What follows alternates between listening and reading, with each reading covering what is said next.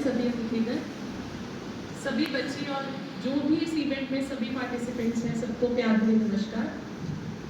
तो मेरे लिए ये बहुत ही सौभाग्य की बात है कि मैम ने मुझे इस अवसर पे आने का मौका दिया, मुझे मुख्य अतिथि के रूप में बुलाया गया है। तो इसके लिए मैं मैम आपका बहुत धन्यवाद करती हूँ।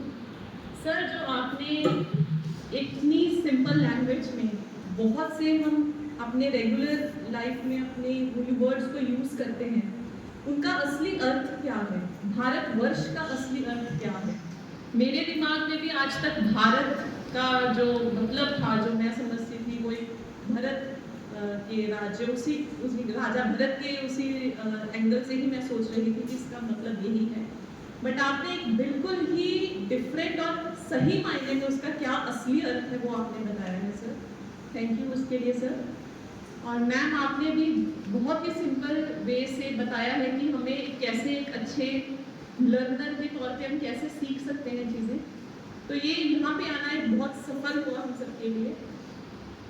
तो संस्कृत का मैं ज़रूर शौक रखती हूँ, तो मैंने कभी पढ़ी नहीं है। मैंने अपनी यूपीएससी की प्रिपरेशन में काफ़ी जब अपने हिस्ट्री की बुक्स को पढ़ा तो उसमें पता चला कि हमारी जो गुरु हैं, जो हमारे पास लेगेसीज हैं, स्वामी विवेकानंद जी हो गए, सभी ने अपने एशियन ग्रंथ्स देख लीजिए, अगर वेद, उपनिषद और भी चरक संहित, जिनसे आज पूरा वर्ल्ड उस ज्ञान के लिए तरस रहा है, वो हमारे पास, वो हमें मिला है। तो हमारे पास तो इतनी ज़्यादा स्ट्रॉन्ग लेगेसी है।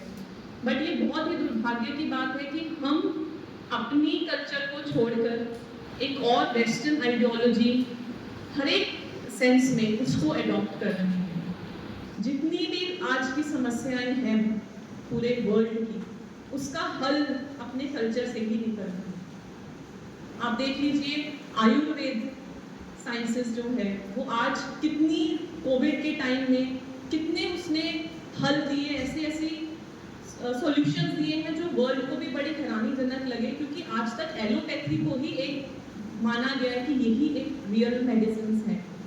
बट आप देखिए, आयुर्वेदिक में भी कितने डिफरेंट सॉल्यूशंस दे रखे हैं। तो वो ज्ञान हमारे पास है, और हम ही अगर उस ज्ञान को नहीं पहुंच पा रहे हैं, तो ये हमारे लिए बहुत ही दुर्भाग्य की बात है। मैंने वर्ल्ड कांग्रेस ऑफ रिलीजन्स हुई थी 1893 में, स्वामी विवेकानंद जी हमारे इंडिया की तरफ से उन्होंने रिप्रेजेंट किया था वहाँ पर। तो वहाँ पे वर्ल्ड के सबसे रिनाउंड जो स्कॉलर्स हैं, जो थिंकर्स हैं, वो बुलाए गए थे, जिनकी डिस्कशन थी रिलीजन के बारे में। तो वहाँ पे सभी अपना अपना डेफिनेशन दे रहे थे कि जैसे मार्क्स बोल रहे हैं, कोई कुछ बोल रहा है, वो बोल रहा है रिलीजन आपको क्योस में डालता है, ये करता है, वो आपको अंधविश्वास में डालता है, उनकी अपनी आइडियोलॉजीज हैं। बट स्वामी विवेकानंद जी ने जो वहाँ पे उन्होंने लेक्चर डिलीवर किया रिलीजन के बारे में, हमारी संस्कृति कि क्या हमारे ग्रंथों में रिलीजन का क्या मतलब है, कि आपकी जो वेस्टर्न आइडियोलॉजी जो मटेरियलिज्म में लुप्त हो चुकी है, उसका जो सॉल्यूशन है वो इंडियन स्पिरिचुअलिज्म से ही आएगा, उसका सॉल्यूशन। और उन्होंने इतना अच्छे से, बहुत ही सरल तरीके से उस चीज़ को समझाया कि इंडियन कल्चर में क्या खूबियाँ हैं जो आपके वेस्टर्न कल्चर की प्रॉब्लम्स को सुलझाने में हमारे इंडियन कल्चर कैसे आपकी हेल्प करेगा।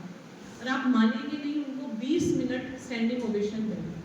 आप इंटरनेट पे आज भी जाइए, 20 मिनट की उनकी वो स्पीच सुनिए, वो ओरिजिनल उनकी स्पीच है स्वामी विवेकानंद जी की। तो हमारे पास इतने लेगेसी हीरोज हैं, फिर भी हम एक बच्चे, स्पेशली आप लोग, एक मॉडल आपने सर सोच लिया है कि ये वैसे हमने मॉडल होना। मॉडल सिर्फ पहरावे में नहीं है, मॉडर्नाइजेशन सिर्फ आपके बाहर की लुक से मॉडर्नाइजेशन नहीं होती।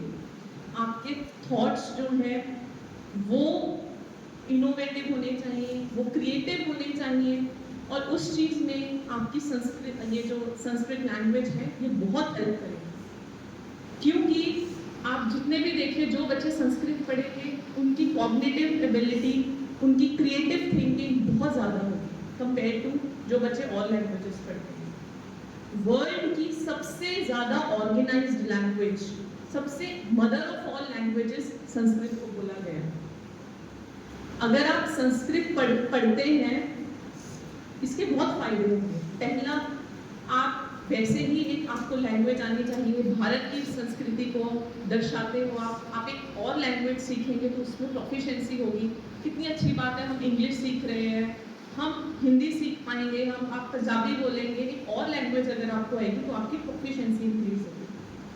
दूसरी बात, जितनी भी वर्ल्ड की लैंग्वेजेस हैं, आप यूरोपियन लैंग्वेजेस को देख लीजिए, आप साउथ एशियन कंट्रीज की जो लैंग्वेजेस हैं, उनका जो कल्चर है, उनके जो वर्ड्स हैं, वो सारे संस्कृत से ही लिए गए हैं। मैथ्स की ट्रिगोनोमेट्री, वो संस्कृत का वर्ड त्रिकोणमिति, ऐसे बहुत सारे वर्ड्स हैं जिनका ओरिजिन ही हमारी संस्कृत से हुआ है। तो वो आपको, अगर आप संस्कृत जानते हो तो पता नहीं आप कितनी और लैंग्वेजेस को भी जान पाओगे। तीसरा, संस्कृत को अगर आप नेट पे भी सर्च करेंगे, इनके जो वर्ड, जो अल्फाबेट्स हैं, वो बहुत ही ऑर्गेनाइज्ड हैं। ज़्यादा कुछ लोग तो ये भी कह रहे हैं कि संस्कृत का जो फॉर्म, जो वर्ड्स की जो कॉम्प्रीहेंशन है, वो मैथमेटिकल काइंड ऑफ है, तो ये बहुत ऑर्गेनाइज्ड है।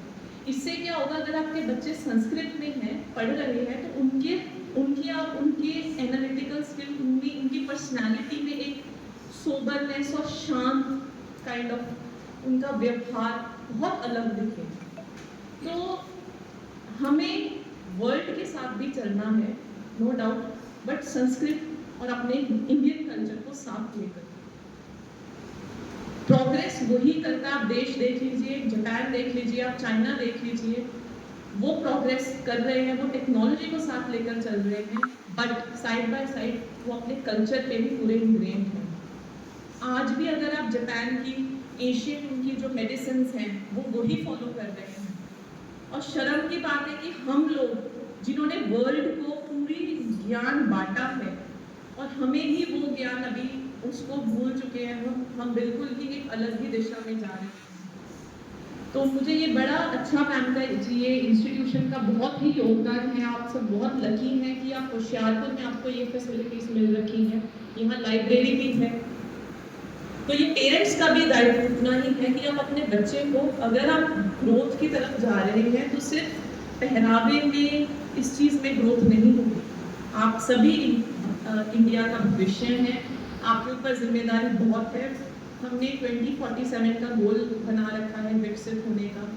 तो विकसित हम तभी होंगे जब हम अपने कल्चर को साथ लेकर चलेंगे। उसके लिए हमें प्रयास करना पड़ेगा, हमें अपने बच्चों को, अपने भाई बहनों को इस चीज़ में लाना पड़ेगा। और आप ट्रांसलेशंस देख लीजिए, अगर आपको दिक्कत है, ये जो सारे वेद हैं हमारे, उपनिषद है, चरक संहित है, जितने भी ग्रंथ हैं, इन सब की मैं सर से बात कर रही थी, इनकी ट्रांसलेशंस भी अवेलेबल हैं। तो जिस लैंग्वेज में भी आपको प्रोफिशिएंसी है, सीखिए।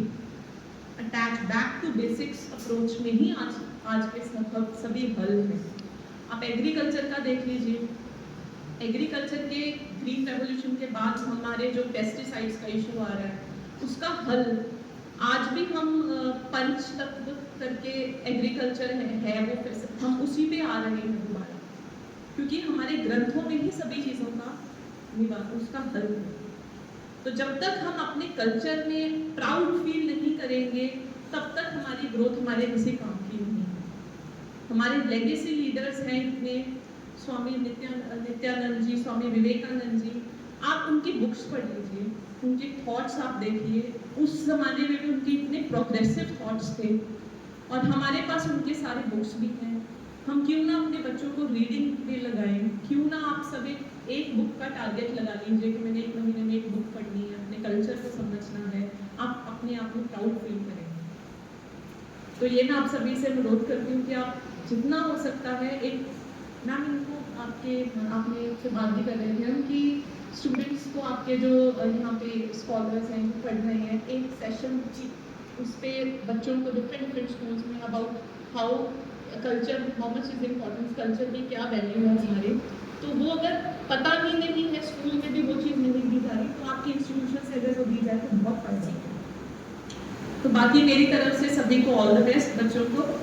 तो आप हमारा भविष्य हैं, आपके ऊपर जिम्मेदारी बहुत है, तो आप रिस्पॉन्सिबल बनेंगे, आप तो हमारी सोसाइटी बहुत ही प्रोग्रेसिव जाएगी। तो thank you so much ma'am, मुझे यहाँ पे बुलाया।